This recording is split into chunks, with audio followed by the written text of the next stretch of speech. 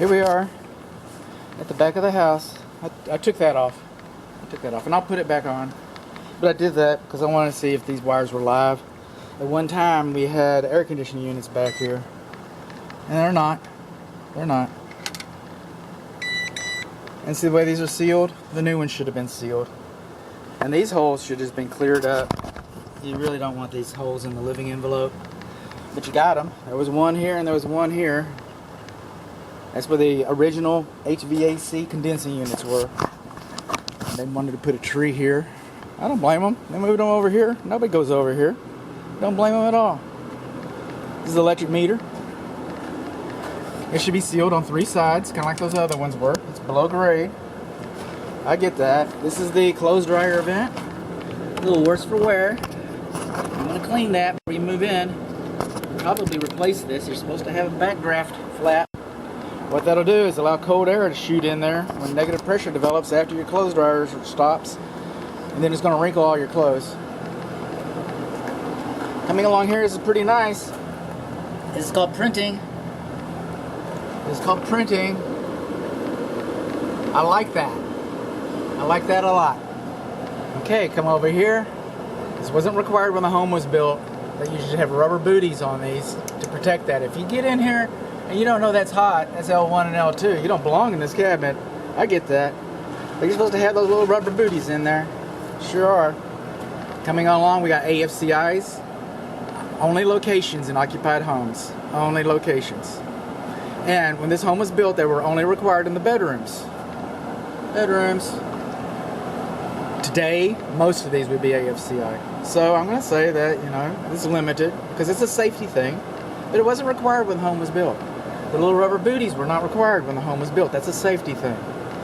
The bonding location should have been labeled inside of here. The electrical bonding for the electric system should have. And it's not. So I'm going to write that up. It's magic marker, you just get in there. That's all it takes. These are the condensing units. These are the electric disconnects. They should be sealed. These are the dead fronts. We'll put those back. These are condensing units. This is 2.5 tons. It's probably for the upstairs. This is 3 tons, probably for the downstairs. Both of these units are properly fused in the breaker box. Both of them are. Okay. Both of these units were manufactured in 2007. That makes them 14 years old. These units are 14 years old. Texas Real Estate Commission, all they care about is it on or is it off? Is it performing the function for which it's intended or not? That's the pushback you get. This equipment was engineered on paper to last 20 years. And it might last 35. But Las Vegas is going to give you 14 years. In Texas, this equipment lasts about 14 years, and this equipment's 14 years old. So it's done just about everything we would expect it to do. It sure has. It's done just about everything we expected it to do. Now, speaking of expecting, both of these units, they're R22. R22 is an obsolete refrigerant. It's no longer manufactured in the United States, no longer imported in the United States, and yes, there are stockpiles of it. And yes, it is expensive. And yes, just about every technician who comes to work on this stuff is probably going to, rightfully so, encourage you to upgrade to 410 system, to an R410 system. It's much more efficient. Now, they call them drop-in. They have drop-in refrigerants for these systems. If you can't get the R22, put the drop-ins in. And these systems are not as efficient as new systems. They're 12 years old, 14 years old. They're 14 years old. They're not as efficient as a new system. The drop-in refrigerants run anywhere from 15 to 35% less efficient than the stuff that's in it already. So you can take a lower efficient drop-in refrigerant and put it in there, and yes, it will work. But it won't be nearly as efficient. And then once another HVAC tech comes in and he notices that this is a different kind of insulation, refrigerant, they're pretty much not going to want to mess with it. I don't blame them. I wouldn't want to mess with it.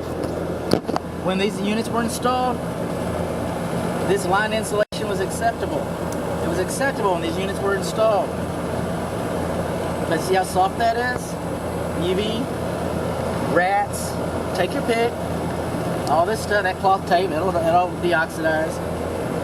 The newer refrigerant lines have a harder coat insulation. They just do. Then, let me see if I can get in here. Inquiring minds want to know, and I can't see. I can't see. You can't. Right there. Those are the old school Schrader valve.